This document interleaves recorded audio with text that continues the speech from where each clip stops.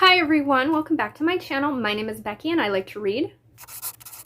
So today is a very unintentional themed reading vlog. I had no plans to film this, hence it being unintentional, but it is only August 5th and I've already read quite a few books. I got a jump start on my August reading, and 3 of the books that I have read have been set in Scotland. So I thought, you know what?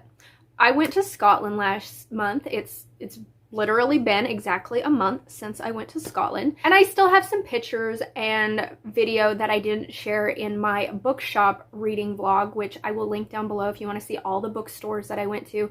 That vlog pretty much just focused on the bookstores. There were some snippets of other things in there, but mainly it was the bookstores.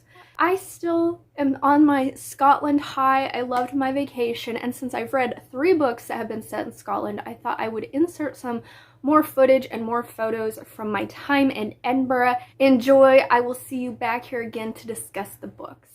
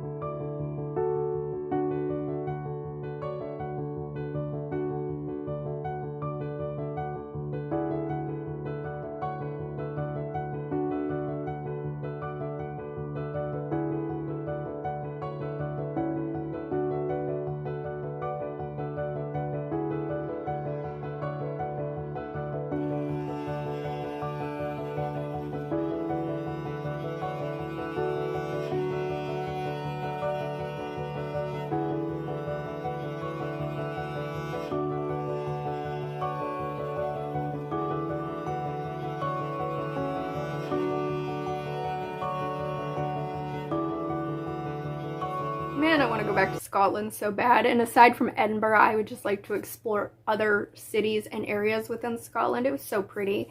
But I am back at home stateside, and it'll be quite a while before, and if I ever make it back to Scotland, let's be honest with myself. But since I'm not going back to Scotland anytime soon, I can travel there through books. So the first book that I read this month was actually an audio arc that I got from NetGalley, and it was of The Wild Hunt.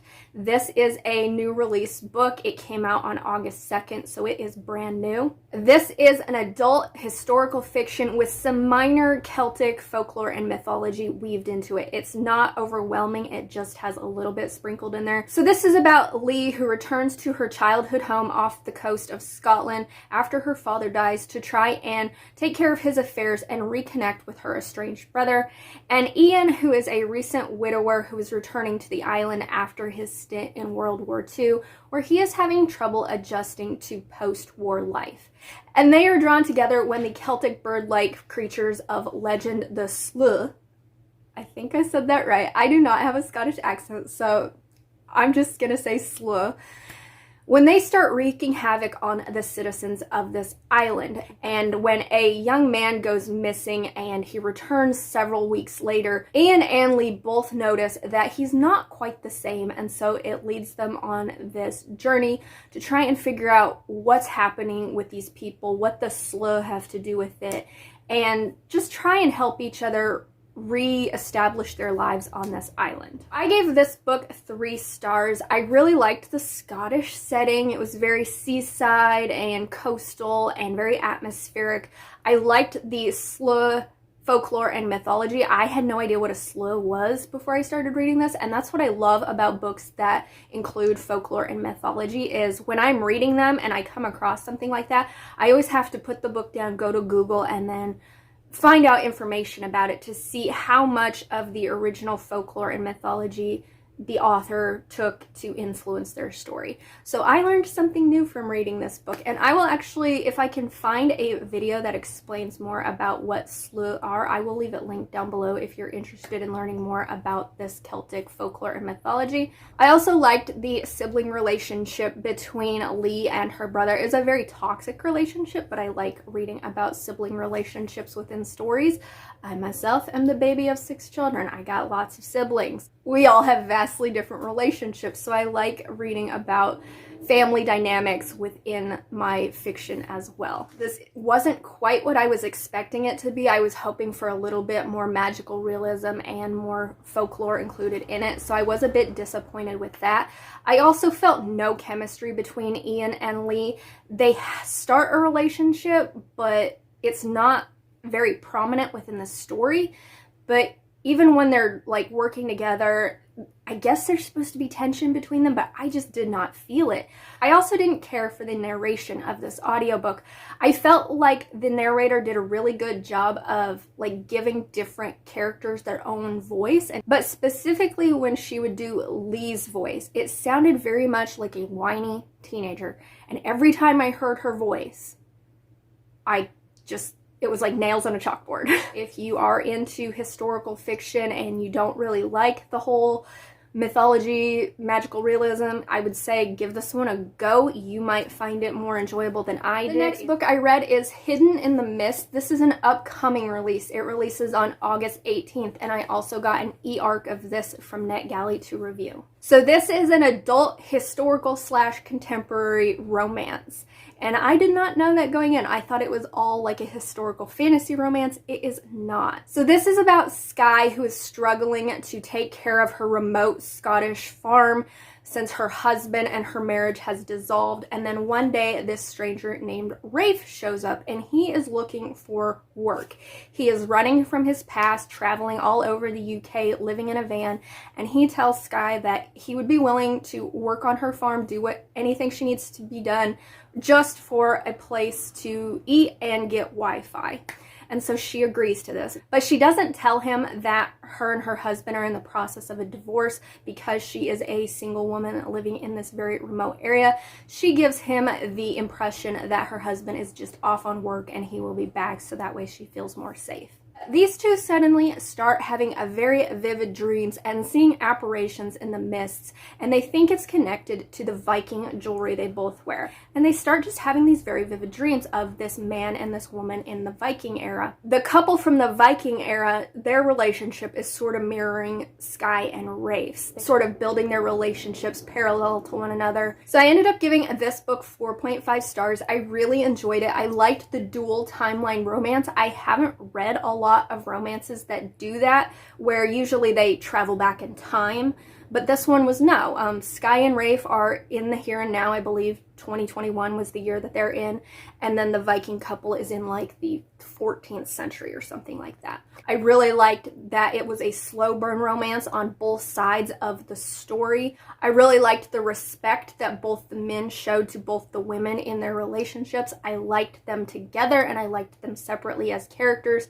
The women were very strong and smart characters, and the men were very protective and just great male characters in general. I liked the Scottish setting, of course. It was very atmospheric. It is on the coastline. I believe it takes place in Argyll. I can't remember if we actually went. No, we didn't go through it. No, we didn't go that far west. But it was mentioned when we took our tour. I also found it really fascinating, Skye's like off-grid lifestyle, her like explaining what she does to feed herself, and her shearing sheep, turning that into wool, spinning it into yarn, dyeing it. I found that really interesting and I learned something from it. The only thing I found wrong with this book was the formatting. I felt like it could have used some editing. But overall, I would say if you like contemporary romance, historical romance, slow burn, definitely check this out because I really enjoyed it. The last book for this vlog that I read was Hex by Jenny Fagan. This is a book that I picked up at Typewriter in Edinburgh. And I read the synopsis before I bought it, but about the only thing that really stood out to me was Edinburgh, and it was set in Edinburgh, so I was like, okay, cool. So I had really no idea what this book was. It's very short. It's 100 pages exactly. This is the story of Gillis Duncan, who is a young woman who is in prison, and she is about to be hanged for being accused of being a witch.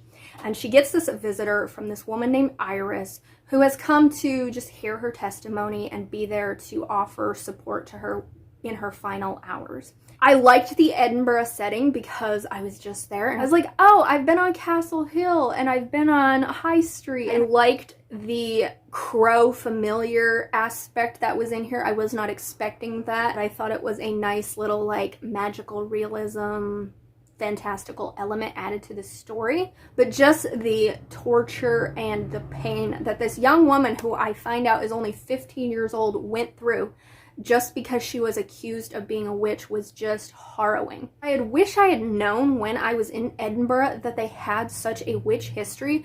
I did not know that. On all the times that I've done like presentations on Edinburgh and I've looked at Edinburgh's history, it's always been the royalty history of Edinburgh. I never looked into like the witch history of Edinburgh.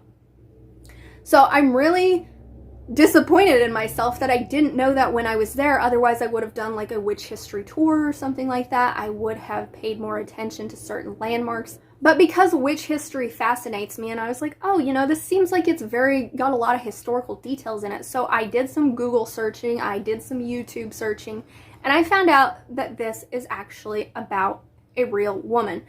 Gillis Duncan was a real woman in the 1500s who was accused of being a witch. And the witch trials that took place in Edinburgh were a real thing. So that just made me appreciate and enjoy this book so much more because I learned something from reading it. And while it gave me emotions imagining that this was a fictional character who had experienced all this torture, knowing that it probably, if not worse, happened to a real young woman is even sadder. I highly recommend this one if you are interested in witch history, if you are interested in Edinburgh history. So that is it for this unintentional themed reading vlog.